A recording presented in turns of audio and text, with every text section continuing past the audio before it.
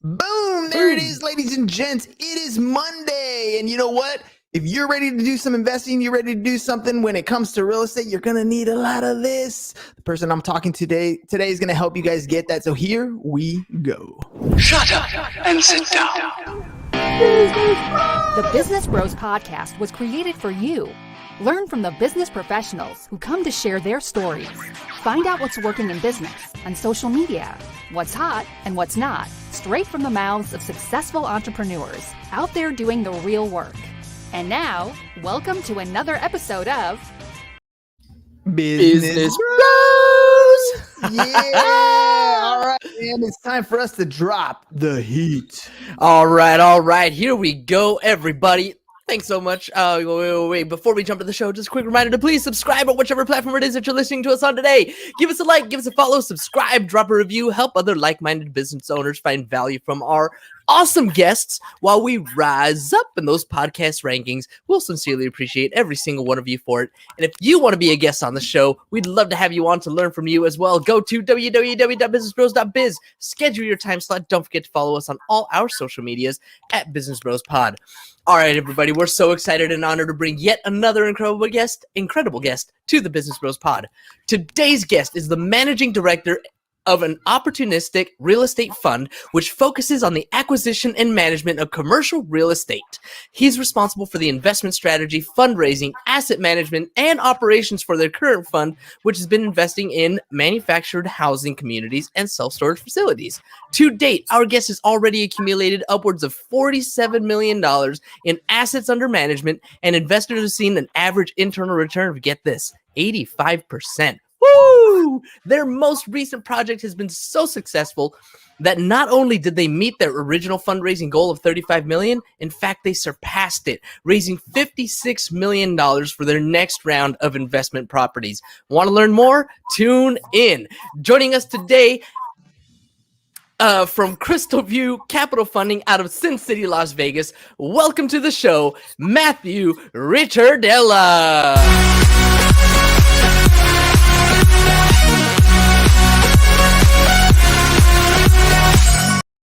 Did I get the name right? Was it close?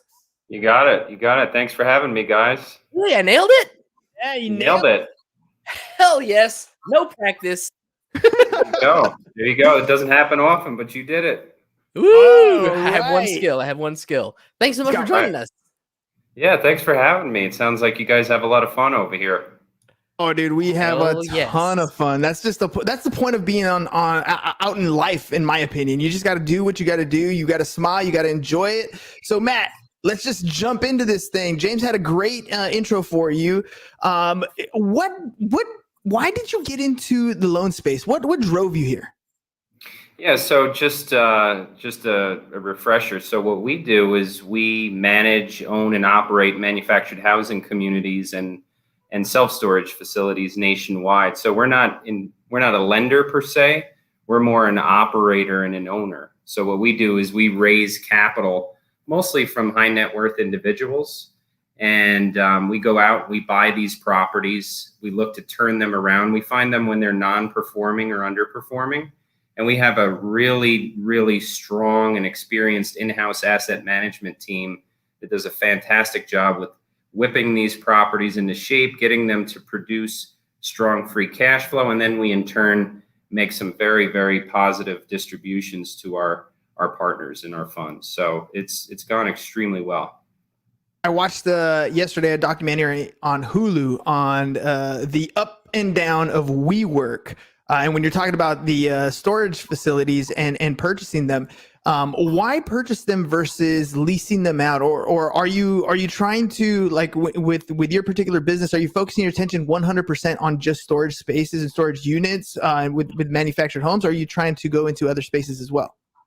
No, we have a specific focus on self-storage and manufactured home communities. And that's pretty much all that we do. Sometimes we'll find a property that's a hybrid where you've got some retail or an industrial component along with storage, but we don't go out and do office or multifamily or any of the other asset classes. We have a specific niche focus on these two investment classes, and it's worked really well for us. And, we kind of think about it as if it ain't broke, don't fix it. I like that.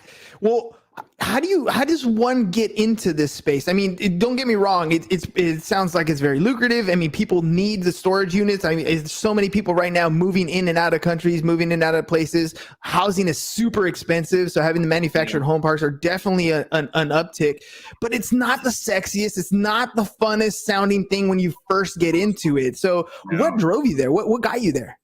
You know, we have a little saying over here, and you're spot on in what you just said. They're not sexy, but the cash flow is sexy. So they're kind of those tarnished, ugly property types, like a redheaded stepchild. But when you get into them and you could buy them right and operate them right, boy, the cash flow is sexy, and that's why we're in them. And that's why I got in them about 15 years ago, and that's why our investors have chosen to make commitments to our funds, because we have a reputation of delivering these outsized returns. Show me the money! That's what I'm talking about. Every investor wants a return on investment. That's really the main point of what they're doing. And Jay's mentioned in your intro, upwards of the 80% investment or return on investment. So yeah, let me just touch upon that. So that was at the beginning of Fund 1. Those return profiles go down over time, and in Fund 1, we had a fund level return of about 45%. So a lot better than you're going to get in the public markets, a lot better than you're going to get in a bond. And those investors that are chasing yield are very pleased that they've made commitments to our funds. And I'm proud to say our first fund is now we've gone full cycle. So that means we've bought all of the investments we bought, we sold all of them. So the fund has been fully liquidated. All of the proceeds have been distributed to our partners, and they've gotten some fabulous returns. And as a result of that, they've recommitted into Fund 2 and Fund 3. So we've got a really strong following, and we've got a lot of past investors that continue to reinvest with us. All right, 15 years down the road, let's kind of go back a little bit, right? This is like your epic journey here. You started off just getting into the space. You've developed and grew your own portfolio. Then you went into syndication. Like, is that what I'm hearing? Like, I want to make sure that people understand that it's when an investor comes in, what you're looking at. Is that syndication? Yeah, so what a syndication is when you have a single property that you want to raise capital on. So for us, a fund is a blind pool. So basically, investors are making commitments into a quote unquote blind pool, and we have discretion to go out there and buy properties without essentially their knowledge or their permission. In a syndication, you have, let's say, an apartment complex under contract. You'll do a full underwriting, and you'll provide due diligence and background information on that single asset, and you'll raise capital on that one deal. So the difference for us in a fund versus a syndication is we have full discretion and we have a blind pool. So there's advantages and disadvantages for both. The fund structure has worked well for us because we've got the capital at our disposal. In a syndication, you've got to raise it for that deal, and it may not work out. For us, once we find the deal, we've already got the capital. We've got the ability to take that deal down immediately if we like it because we've got the cash. So you're in a stronger position. If you have people who want to invest with you, are there certain limitations? For example, do you have to be an accredited investor to be part of what you're doing? You do, Ernan. Yeah, you have to be an accredited investor, which means you have to have a minimum net worth of $1 million, or you earn $250,000 of W-2 income per year. And those aren't my rules; those are the SEC's rules. They got to protect people, right? That's right. Let's talk about finding a deal. I mean, there's so much when I think of cities like San Diego, for example, we're not really having a ton of land. So finding the opportunity to put some of these storage units or some of these mobile places in place, I'd imagine it takes quite a bit of work to find a deal. And I mean, funding it seems like you got that down, but finding a deal might seem a little more difficult. It is, especially in this environment. You know, the market's hot. There's a lot of new investors right now entering into the space. So we've got a lot of institutional investors, a lot of private equity is coming into both of these two asset classes. So it makes our job challenging, but our ace in the hole, Hernan, is we find our deals off market. So rather than participating in auctions with 5, 10, 15 other buyers and getting into bidding wars. We actually go to owners directly, and we find them mostly through cold calling. We have a great sales team that's on the phone all day, every day, making phone calls, building rapport and relationships with these owners. Some of them I've been in building relationships with over the last 10, 15 years. And that's how we put our deals together. It's a relationship game. And because of that, we could buy right. And if we buy right, we've proven that we could deliver some pretty strong returns. You got a map right behind you, the US map. And with the internet, especially post-COVID, the world has shrunk. I mean, everything's gotten more accessible. We're able to see more, faster, transmit everything from, electronic tax returns to sending PDFs online to whatever we need. Are you focused in a specific demographic area, or has the world become smaller, allowed you to kind of reach out and be almost anywhere? No, see, we're very opportunistic. You look behind me, you see that map. If there's a deal anywhere on that map, we'll go after it if it checks the boxes. But it has to check the boxes. It has to be of a certain size, produce a certain level of income, be of a certain quality, have a motivated seller, be in a market that's got good fundamentals. If all those boxes are checked, being opportunistic, we'll go after the deal, whether it's in California, if it's in Massachusetts, if it's in Illinois, if it's in Texas, if it's in Montana. We're really agnostic to the geography. So we'll go where the deal is. How did you decide whether an opportunity or a deal is a good deal, that it does check those boxes? What is it that differentiates one from another? Is it just the cash flow? Is it the purchase price? Is it the way you structure the deal and the financing terms? Like, what are some of those key things that you're like, when that happens, we're automatically pulling the trigger? It's a great question, and there's no simple answer. And part of the answer is it's all of the above of the questions you just asked me. I mean, we go in and we look and we underwrite these deals on a cap rate approach to start with. So we're looking at deals anywhere from 4 caps to 6, 7 caps, but that's not enough. We need to also identify there's upside. And what that means is, what could we do to this property to make it generate even more cash flow? Can we raise the rents? Can we increase occupancy? Can we decrease the expenses in some way, shape, or form? So that's also a part of our underwriting. Then the asset has to be of a certain quality. Sometimes the numbers work, the financial model works. You go out and you take a look at the property and it's in complete disarray and it's just not going to work for your investment. So Dude, I almost had you. It was close.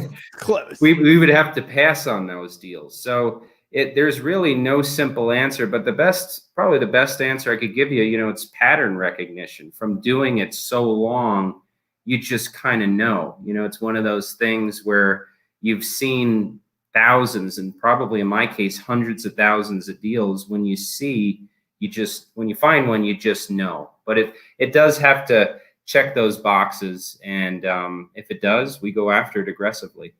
Well, let's talk about the manufactured homes. I'm assuming this is a particular type of complex, and when I'm thinking of that, it's the type where the homeowner might own the actual manufactured home, but rents the land space out.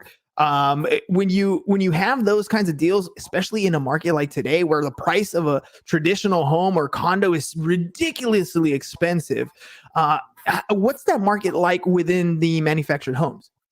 Yeah, you're absolutely right, Hernan. The way that the fundamentals of the asset class work is the actual resident owns their home, which is personal property, and they set it up on the land, which is owned by the manufactured housing community owner, which would be us. And they pay lot rent to us, and we provide the infrastructure, the roads, the landscaping, the utilities, so on, a clubhouse, so on and so forth. But to answer your question, yeah, because of what's going on in the residential market right now with prices where they're at and how a lot of these buyers are getting priced out, the lowest form of affordable housing is manufactured housing. So we're seeing a lot of interest for buyers that are either retiring or forming new families and just can't afford to go into a traditional residential single family residence, are now coming into manufactured housing communities. So it's going really well for us on selling homes and increasing occupancy. I've also noticed that in a lot of those communities, they tend to be like a 55 and up type community. Are a lot of the places that you acquire, do you tend to keep them that way, or do you kind of restructure with people needing more and more housing, and it's just not being as affordable? Are you opening up the market to, maybe that 25, 30-year-old individual that can afford that place, or are you keeping it at the restricted age? Yeah, I mean, the communities that we buy that are 55 and older, we keep them that way because there are restrictions in place, and you have to get sometimes a license to get it to a designated 55 and older. And quite frankly, those residents are better payers because they tend to have higher incomes and no dependents, and they could afford the rent more so than a family just getting started. So if it's a 55 and older, we want to keep it that way. But most of our communities are family and workforce housing communities. So we cater to those families. We have events for kids in the clubhouse. We try to promote pride of ownership within the communities where they're cleaning up their homes and they're making their homes nicer. And at one point when they sell them, they're going to be worth a lot more. So we like to do these things to enhance the pride of ownership and make it a place where people are proud to live. So when you talked about how you need licensing to get them to that 55 and up level, is that more like a premium in your experience as you collect and acquire more in these portfolios? Is that something that you prefer versus no age restriction? Is it because of the cash flow? Yeah, I think so when you're looking to sell these investments and it's a 55 and older, I think you're going to get a higher valuation, which means a lower cap rate. Buyers are willing to pay more for 55 and older communities. So to the extent we have those, I believe them to be more valuable than let's call it all age and family communities. So we would never want to take a 55 and older and open it up to anybody.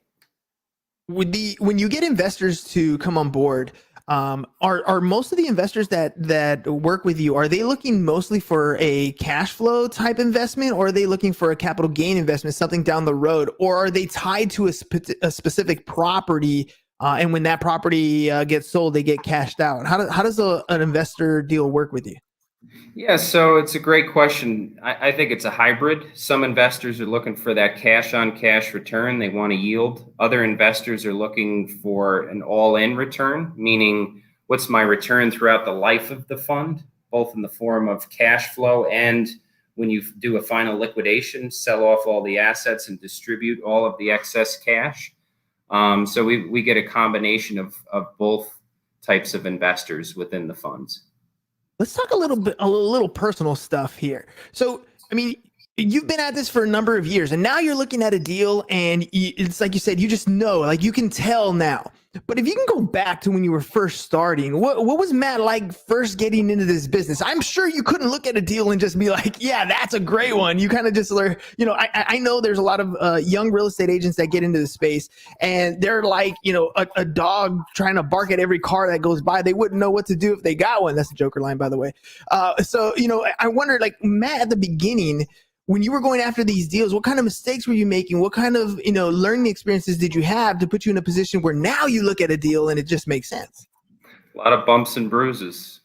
And I started as a real estate agent myself. And what you said was exactly how I was. I came into the game green and, I was just dying to do deals, and I made a lot of mistakes.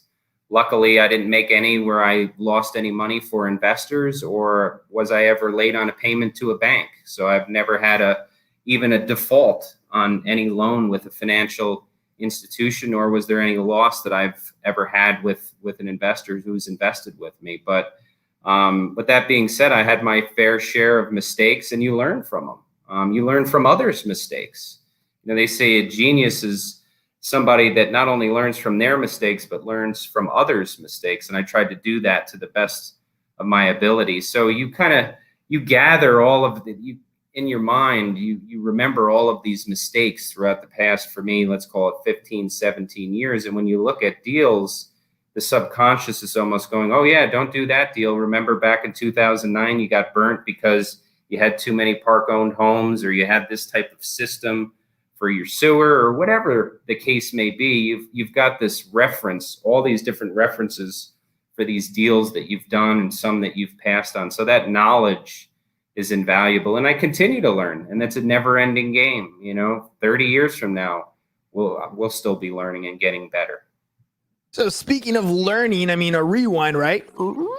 If we rewound back, like 2008, for example, not a very good time to be in the real estate game. Or if you were cash heavy, it was a beautiful time to be in the real estate game when you're acquiring assets, right? Depending on the perspective that you were in. We're in 2021. Money right now is cheap. I mean, it's super inexpensive to grab, mega amounts. People are pulling them out of their equities, and now I don't know what they're doing with them. Hopefully good things.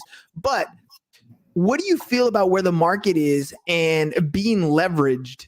Is it a liability right now at this point, or is it something that you're taking on this debt because the money is cheap and you're not worried about it because of the cash flow?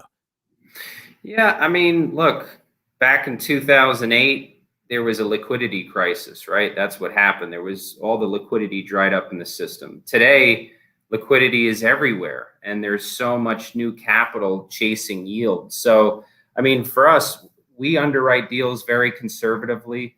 You're right, debt is so cheap. So we're taking on debt. However, we're taking it on very conservatively. Let's call it 60, 65% leverage. And in doing that, even if we lose a lot of our tenants, or at least if some black swan event occurs, we still feel very confident in our cash flow and our ability to service our debt and our ability to pay our expenses and our ability to pay our investors. So I think you got to be conservative regardless of the market conditions. But right now, I think is an extraordinary time. There's a lot of liquidity. I think we've got some runway to go because of COVID. I think this thing could run out a couple more years. But, we keep our head down and we stay disciplined and stick to our approach that's worked for us. And we try not to get too exuberant about what's going on in the market and stick to, what we know best, which is conservative underwriting. And we believe in the long run that will work for us. I like that. It being 60, 65%, that's good. Because if you have a swing 10, 20%, you're still pretty good. When COVID hit, there were a lot of laws that got passed in trying to protect homeowners as well as renters. So you had a lot of renters that went into a space where they couldn't afford to make their rent payments or couldn't afford to make their mortgage payments. And you're in a unique position where your tenants actually are both have a mortgage and a rent to pay. How did COVID and laws affect you and your business with your tenants? Yeah, certain states we operate in had rent moratoriums, eviction moratoriums, meaning that we couldn't evict. And obviously that makes it challenging. But I will say this, Hernan, all in all, we did quite well. We probably were at about 90% collection rate throughout COVID. And we went through this unprecedented time where we didn't know what was going to happen. So I was pleasantly surprised, quite frankly, on how we weathered this COVID storm and how we continued to collect rent, and occupancies even grew in certain markets. So it was really, exceptional to see that. And I'll say this too, compared to 2008 and COVID, these asset classes have proven to be very resilient, resilient for a downturn in the economy and defensive in nature. Some of the other asset classes, I mean, look at hospitality as an example. Look at office space. You're at home right now. If it wasn't for COVID, maybe you'd be in an office. Those property types took a massive hit in terms of occupancy and collections. And a lot of those investors lost money, but those that were invested in the manufactured housing and storage space, both in 2008 and during COVID, we weathered the storm quite well. So it proves out this defensive thesis that we've always thought about when we think of these two property types. So what does the future hold? We're in 2021. I listened to an interview with Pitbull the other day, and I love how he described these. It's 2020WON 2021. I'm wondering, what's your expectation? We just closed out Q1. IRS extended their deadline to May 17th. A lot of different changes. New presidency coming in, right? What do you see going forward for your company, and how's your optimistic point of view with everything going on? Yeah, man, we stay cautiously optimistic, right? So going back to a previous point, we don't want to get overly exuberant because of the market. We do feel good about where interest rates are, how cheap capital is for us, the ease in which we've been able to raise equity capital within our funds, and the opportunity set. We have a great pipeline. Right now we have about $38 million of new deals we're going to be closing on in the next 30 to 60 days, and we feel really confident about those deals and their ability to produce cash flow for our investors. But we keep a keen eye on what's going on out there. I mean, if we hit a point where inflation really kicks in and interest rates start to rise, we're loose and we're nimble, and we're going to pull back and we're going to tighten up our underwriting, and maybe we're going to ride out a storm and wait for some fallout to occur and then get aggressive again and start buying. So one of the strong positions in my opinion to being smaller is you could be very nimble, and you don't have to be over invested at one point in time. You could wait for troughs in the market and then go in heavy, and that's kind of what we like to do. That would be beautiful. Ideal, right? Buy low, sell high. Buy low, keeping cash flow higher. Yeah, those are great investment strategies if we can do it correctly. Matt, right. I want to be conscious of your time, and I know we're getting close to that hour. So before we head out, can you let people know if they want to be part of the next fund you put together, or if they are interested in getting in whether it's a storage unit or a manufactured home? How can they get a hold of you? Yeah, so you could email us at invest@crystalviewcapital.com. Visit our website, www.crystalviewcapital.com.